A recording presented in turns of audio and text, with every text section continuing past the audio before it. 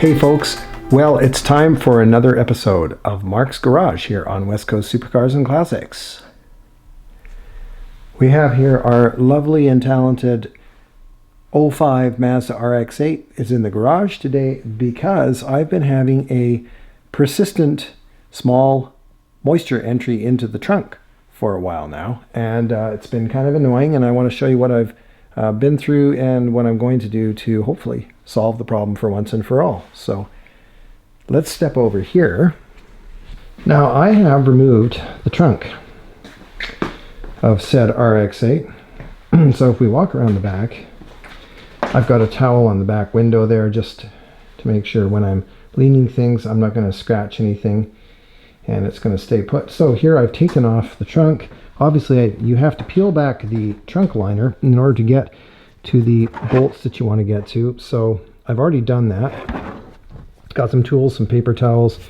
This big plastic piece comes off the back here. That piece, which has part of your jack set on it. That piece is a hard plastic piece that goes over here, covers up most of your latch mechanism and so on. But here on both sides you've got this kind of a plastic liner with a felt on one side, and then you've got your cushioned backing on the back side.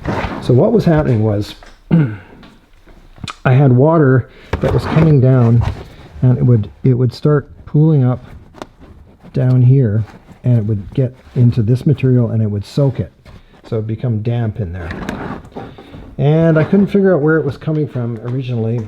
I did have some condensation and some water inside this light, so last summer I got another gasket for this. I also got another gasket for the trunk, but I got a gasket for this thing. Didn't solve the problem. It was still getting moisture inside there. So once it dried out in the summer this year, I did some more sealing, put some silicone seal. That seems to have fixed that problem. However, what I did to finally diagnose the problem today, took it into the shop here, and then I ran some water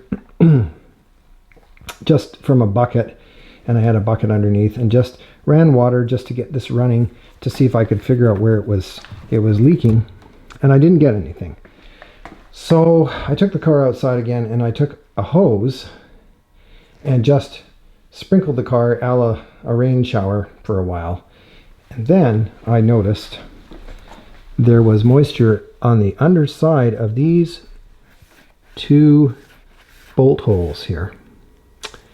Now there's two bolts on each side that hold the trunk into place. There's also a bit of wiring here, which is for the tail light. So if we go back here to the trunk lid, you can see those two bolt holes on the other side. So these will be on the top, go through those holes, and then there's nuts that go on each of these. Okay, there's a bit of wiring that I was telling you about. Yeah, same thing on both sides. So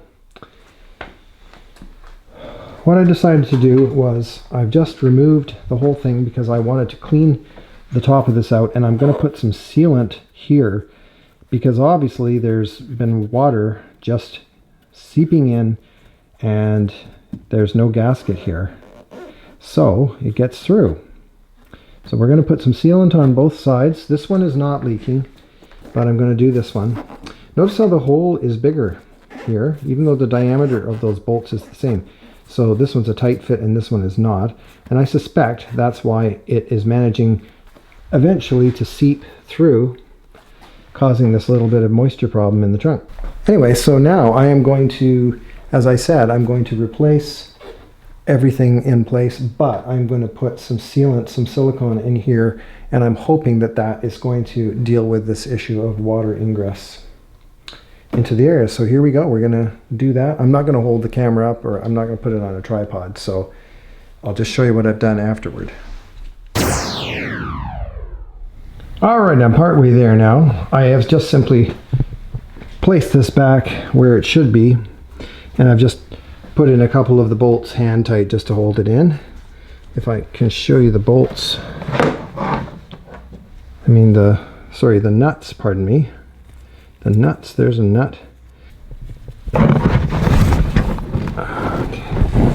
right there. That is where the little nut goes. Okay, and we're gonna go ahead and just tighten that up. That is a 10mm, by the way, which is always missing naturally in the toolkit, right? You see those posters in the neighborhoods, you know, want lost 10mm driver. If found, please contact owner. Last seen on Thursday, somewhere near the car. Okay, we'll do that up nice and firm. Good. Get another one. That's nice. Okay, that's nice and firm. Gonna give you some light on there. Okay, so we got lots of sealant around there. That should be nice and watertight now. Now I'm just going to do the other side and hook up this electrical. All right, that should do it for now. I have now tightened everything up. I have to wait for things to cure, and of course I want to pop the liner back into place and put that plastic piece back here once this is all cured up. And it's going to rain tomorrow, so I figured I'll bring the car back outside, make sure everything's watertight again, and then I'll put that all back together. But I'm going to let it stay inside the garage overnight, make sure everything cures, and then it can go back into the rain.